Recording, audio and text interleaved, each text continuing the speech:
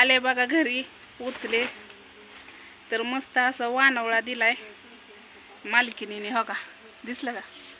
Paper फिपर खाली टाकून वरी. आणि आंबा बघा एकच नंबर असं क्वालिटीचा आंबा आहे.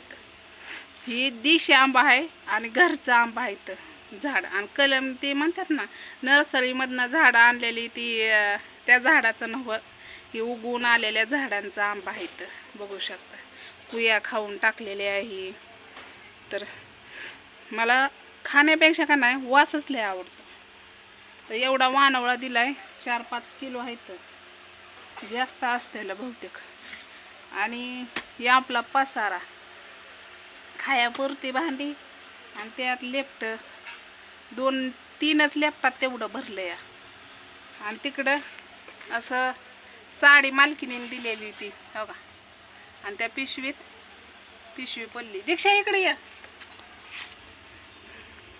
ती पिशवी पडली, तेल सांडेल त्यातलं. तर तेल पण होतं ना, मग आणलं. होईल इथं बी 2-3 दिवस जाईल. अर्धा किलो आणलं म्हणजे इकलीला एकल्या जीवाला जायचं, आठवडाभर घालवायचं. कधी केलं नाही केलं मग काय.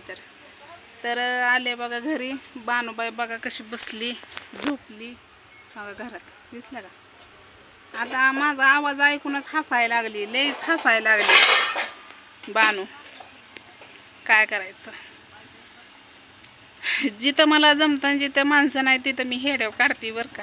आणि माझ्या घरी म्हणल्यावर तर मी काढतेच, पण बाहेर म्हणलं कुठं गेलं तर मला लय लाज वाटते दुनियेची. तर गरम लय व्हायला लागले. कार्प वाळला पाक. हो का, एवढाच आहे 7-9 कार्प. मला कुठं जायचं झालं एक कामातलं तर काय आता फाटला कुजला कामात. मग ही घेतला कुठं जायला. मला सारखं ती केस उडली का नाही ते मला लय कसं तरी होतं, म्हणून मी ती कार्पा मला 24 तास असतोय डोक्याला. तर आबाळ बघा कसलं आले. हो का, दिसलं का? गरजतंय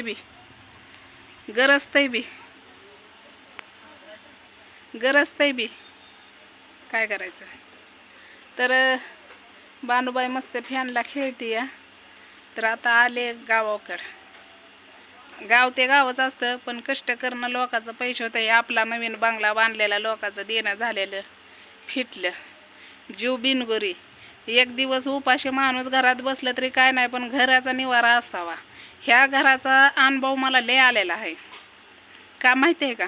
ज्या वेळेस ही घर आमचं पडलेलं होतं का नाही, उडून गेल्यावर आम्ही कुणाचं बी घर जवळ करत होतो. मी बानूला घेऊन पळायची, आई माझ्या मागं दीक्षाला घेऊन पळायची बारक्यापणी. लय म्हणजे लय म्हणतात ना, काय नका का नसन आपण घर असावा कुडी चांगली. म्हणून आपला टेलचा बंगला कसा तरी उभा केला या.